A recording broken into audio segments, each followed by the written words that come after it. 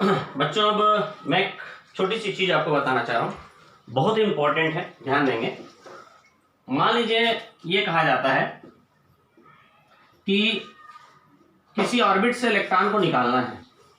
Electron को निकालना है का मतलब वो इलेक्ट्रॉन पर न्यूक्लियस का अट्रैक्शन खत्म हो जाना चाहिए। तो इलेक्ट्रॉन पर न्यूक्लियस का अट्रैक्शन तब खत्म हो जाता है जब इलेक्ट्रॉन इन्फिनिटी में चले जाता है। अगर मैं किसी फुटबॉल को फेंकता हूँ और वो फुटबॉल वापस नहीं आई तो उसके लिए दो कंडीशन है। पहला, मेरे को तो क्रिस बनना पड़ेगा ताकि मेरी इतनी ताकत हो जाए कि मैं जोर से लात मारूं कि बॉल ग्रेविटेशनल फोर्स को पार करके बाहर निकल जाए, ठीक। और दूसरी चीज ये कि उस पर ग्रेविटेशनल फोर्स खत्म हो जाना चाहिए, ठीक। तो मैं यही कहना चाह रहा हूं कि यदि कोई इलेक्ट्रॉन किसी एटम से निकल गया, मतलब वो इलेक्ट्रॉन तभी निकल पाएगा जब उस इलेक्ट्रॉन पर न्यूक्लियस का अट्रैक्शन खत्म हो जाएगा, और ये तब संभव है जब इलेक्ट्रॉन कहां चले जाए, इन्फिनिटी में चले जाए। तो यदि मैं ये चाहता हूं कि इलेक्ट्रॉन को मैं सेकेंड ऑर्बिट से निकालना चाहता हूं, मतलब मैं इलेक्ट्रॉन को सेकेंड ऑर्बिट से इन्फिनिटी में ले जाना चाहता हूं, ठीक। अच्छा, दूसरी बात, ये आप एक बात ध्यान रखेंगे, जब इस फॉर्मूले को आप यूज कर रहे हैं तो इलेक्ट्रॉन चाहे 2 से 5 में जाए या 5 से 2 में आए, मतलब चाहे लोअर एनर्जी लेवल से हायर एनर्जी लेवल में आए या हायर टू लोअर में आए, हमेशा E1 का मतलब लोअर एनर्जी लेवल और E2 मतलब हायर एनर्जी लेवल ही लेना है। मतलब ये कि E1 मतलब पहले वाला और E2 मतलब बाद वाला, ऐसा नहीं। E1 मतलब हमेशा चाहे वो 2 से 5 में आएगा तो भी E1 मतलब 2 और E2 मतलब 5 होगा, और 5 से 2 में आएगा तो भी E1 जो है वो 2 रहेगा और E2 5 रहेगा। मतलब हमेशा लोअर एनर्जी लेवल को E1 और हायर को E2 लेना है, एक बात। दूसरी बात ये कि किसी ऑर्बिट से इलेक्ट्रॉन को निकालने का मतलब है उस ऑर्बिट से इलेक्ट्रॉन को इन्फिनिटी में ले जाना।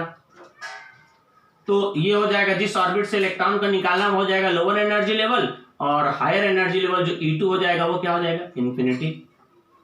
मान लो 5वें ऑर्बिट से इलेक्ट्रॉन को निकालना है, मतलब 5वें ऑर्बिट से इलेक्ट्रॉन को कहां ले जाना है, इन्फिनिटी में ले जाना है। तो E1 हो जाएगा 5 और E2 हो जाएगा इन्फिनिटी। अब मान लीजिए हमको निकालना है, ठीक, ध्यान से देखना, बहुत सरल चीज है, बहुत काम की बात है। अब मैं क्या कर रहा हूं, किसी ऑर्बिट से इलेक्ट्रॉन को निकालना चाहता हूं, मान लो दूसरा ऑर्बिट से इलेक्ट्रॉन को निकालना चाहता हूं, तो E1 मतलब E1 बोल रहा हूं, उसको N1 बोलना चाहिए क्योंकि हम तो E की वैल्यू नहीं रख रहे हैं ना, ऑर्बिट की वैल्यू बोल रहा हूं मैं। तो E1 N1 मतलब लोअर ऑर्बिट और N2 मतलब हायर ऑर्बिट, चाहे अपन यहां से यहां जाए या यहां से आए, ठीक है। हालांकि इन्फिनिटी से वापस आना संभव नहीं है, वो दूसरा तरीके से होता है, वो एक अलग चीज है। तो ये कोई इलेक्ट्रॉन 2 से 5 में जाए या 5 से 2 में आए, लोअर एनर्जी लेवल N1 होगा और हायर एनर्जी लेवल N2 होगा हमेशा, ठीक है, चाहे 2 से 5 में जाए या 5 से 2 में आए। अभी हमारी बात क्या है कि इलेक्ट्रॉन को हम सेकंड ऑर्बिट से निकालना चाहते हैं, मतलब सेकंड ऑर्बिट से कहां ले जाना चाहते हैं, इन्फिनिटी में। तो N1 का आप लिख लेंगे 2 और N2 लिख लेंगे इन्फिनिटी, ठीक। अकेले एक इन्फिनिटी बहुत है, तो इन्फिनिटी का पावर लग गया है, तो ओवरऑल ये क्या आ जाएगा, 2 स्क्वायर, ठीक है। 1 अपन इन्फिनिटी तो 0 हो जाएगा, तो 0 इंटू जेड 0 हो गया, कुल मिला के ऐसा हो जाएगा ना, ठीक है, हाँ कि ना बोलो। अब ये मान लीजिए n ऑर्बिट से इलेक्ट्रॉन को निकालना है, तो मतलब आप एक चीज गौर करें तो 0 हो गया ना, मतलब इसका कोई मतलब नहीं है। मान लीजिए मैं बोलता nth ऑर्बिट से इलेक्ट्रॉन को निकालना, तो यहाँ वैल्यू क्या हो जाती, n हो जाती, n हो जाती, ठीक है ना। अब ये फार्मूला क्या बन जाएगा, ऐसा हो जाएगा, ठीक है। ये क्या हो जाएगा, किसी ऑर्बिट से इलेक्ट्रॉन को निकालने के लिए लगने वाली एनर्जी, ठीक है। क्योंकि अगर आप nth ऑर्बिट से निकालना चाहते हो तो N1 हो जाएगा n और N2 हो जाएगा इन्फिनिटी। n से निकालना चाह रहे हो आप तो N1 ये बार बार इसको सॉल्व करेंगे, ये इन्फिनिटी की वैल्यू 0 हो जाएगी, फिर इन दोनों को इसमें इंटू करेंगे तो 0 आ जाएगा, तो इन दोनों को इसी में बस इंटू आएगा, तो ये फार्मूला आ जाएगा। तो एक जनरलाइज्ड इक्वेशन हो गया किसी ऑर्बिट से इलेक्ट्रॉन को निकालने के लिए। मान लीजिए हम k की एक वैल्यू लिख देते हैं जो हम पहले लिख चुके हैं 13.6,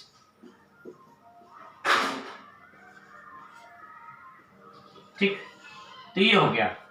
तो ये किसी ऑर्बिट से इलेक्ट्रॉन को निकालने के लिए एनर्जी। और एक चीज और गौर कीजिए, तो अगर मैं किसी ऑर्बिट में इलेक्ट्रॉन की एनर्जी लिखूं तो क्या आ जाएगा, ये फॉर्मूला लिखे ना, इसमें और इसमें क्या अंतर नजर आ रहा है आपको, इसमें और इसमें अंतर, इसमें निगेटिव इसमें पॉजिटिव है, ठीक। ये बहुत ही सिंपल सी बात है। क्या होता है देखिए कि हम लोग कोई चीजों को पढ़ते जाते हैं पर उसमें कुछ काम की चीज मिलती है, उसको गौर नहीं करते और वही चीज बाद में अपने को कंफ्यूजन क्रिएट करता है। इसलिए उन चीजों को एनालाइज करके मैं आपको उस चीज को बता रहा हूं कि भाई देखिए यहाँ क्या एक जैसा दिख रहा है, क्या सिमिलरिटी। तो किसी ऑर्बिट में इलेक्ट्रॉन की एनर्जी इतनी है माइनस इतनी 13.6 n स्क्वायर जेड, और किसी ऑर्बिट से निकालने के लिए कितनी चाहिए प्लस। तो इन दोनों में यही अंतर है। और एक सिंपलीफाई कर देते हैं इसे समझने के लिए कि मान लीजिए अगर किसी ऑर्बिट में इलेक्ट्रॉन की एनर्जी माइनस 13.6 है तो उस ऑर्बिट से निकालने के लिए जो एनर्जी लगेगी वो प्लस 13.6 लगेगी।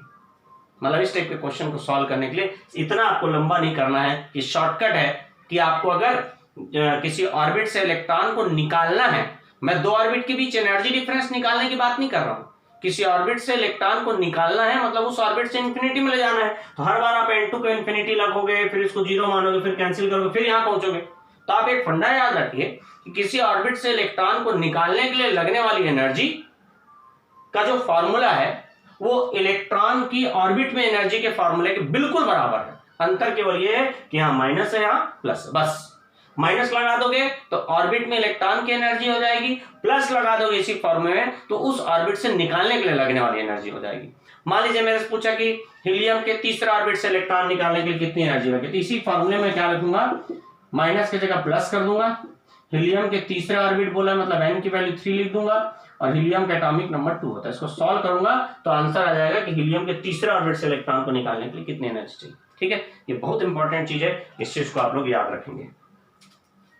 ठीक, अब देखिए एक चीज और, जब हम लोग फॉर्मूला डेराइव कर रहे थे तो यहां पर मैंने लिया था -2π² m⁴ n² h² z², फिर -2π² m⁴ n² h² z²। ठीक है, लोअर के लिए एंड हायर के लिए सॉल्व करके माइनस माइनस वाला प्लस वाला इधर कर दिया था, h² n1² और z² minus 2π² m⁴ n2² h² z²। तो 2π² m⁴ z² n1² h² minus 2π² m⁴ z, ये हो गया ना।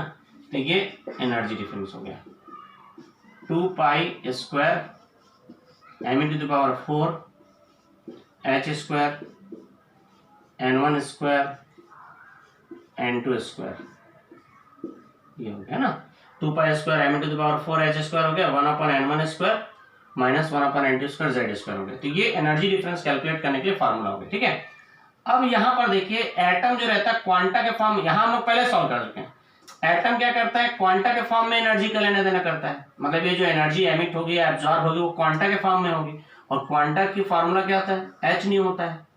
न्यू को जगह हम लिख सकते हैं c/λ, ये पहले मैं आपको बता चुका हूं, हम लोग पढ़ चुके हैं। न्यू की जगह c/λ लिख सकते हैं। ठीक है, तो अगर मैं 1/λ को, अब ये हो गया hc/λ। ठीक है, तो 1/λ को अगर मैं इधर छोड़ दूं तो hc इधर आ जाएगा,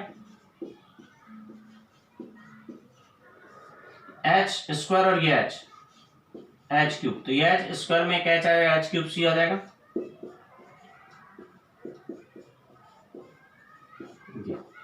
ये ऐसा हो जाएगा 2π² m⁴ h³ c ऐसा हो जाएगा। अब ये जो हो जाएगा ये ना पूरा कांस्टेंट है। अब ये कहलाएगा 1/λ, क्या कहलाता है, न्यू बार कहलाता है, जिसको हम लोग वेव नंबर कहते हैं। तो ये जो कहलाएगा ना अब यही है रिडबर्ग कांस्टेंट।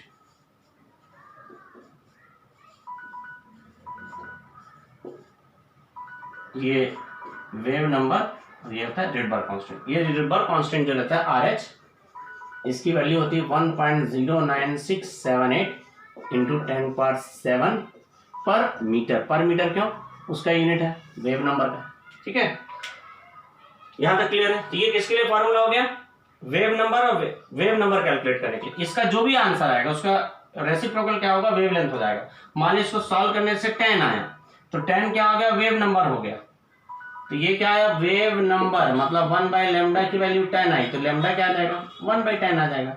मतलब इससे आप वेव नंबर भी निकालेंगे और वेवलेंथ भी निकालेंगे। इसी में एक चीज और समझिए कि भाई nu is equal c is equal to nu into lambda होता है, तो lambda is equal to c by nu होता है, lambda is equal to c by nu हो जाएगा। तो 1 बाई लैम्डा क्या आ जाएगा, 1 बाई सी न्यू, मतलब कुल मिला के न्यू बाई सी। तो 1 बाई लैम्डा की जगह क्या लिख सकते हैं, न्यू बाई सी। तो ध्यान रखना, समझ रहे हैं बात, ये आपको फॉर्मूला रिलेशन पहले बता चुका हूँ। Lambda is equal to c by nu हो गया, तो 1 बाई लैम्डा मतलब 1 बाई सी बाई न्यू, तो न्यू बाई सी। तो इसी को मैं आगे बता रहा हूँ आपको। अब देखिए यहाँ जो फॉर्मूला है वहां 1 बाई लैम्डा की जगह क्या लिख सकता हूँ, न्यू बाई सी। तो nu by C is equal to R H, R H मतलब रिडबर्ग कांस्टेंट, उसकी वैल्यू मैं ऑलरेडी लिख चुका हूँ। कुछ बुक में इसी को आर से रिप्रेजेंट किया ना, तो आप उससे मतलब ये जो वैल्यू है ये रिडबर्ग कांस्टेंट की वैल्यू, उसको आर से लिखे या आर एच से लिखे। तो न्यू इज इक्वल टू क्या आ जाएगा, आर एच सी। सी क्या है, velocity of light, small C रहता है।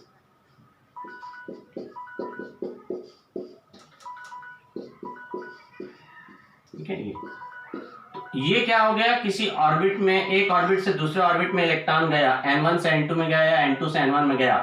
तो इस ट्रांजिशन में, एक ऑर्बिट से दूसरे ऑर्बिट में इलेक्ट्रॉन का जाना ट्रांजिशन कराता है। तो इस ट्रांजिशन में जो लाइट निकली उसकी फ्रीक्वेंसी के लिए फॉर्मूला, इस ट्रांजिशन में जो लाइट निकली उसका वेव नंबर और वेवलेंथ का फॉर्मूला।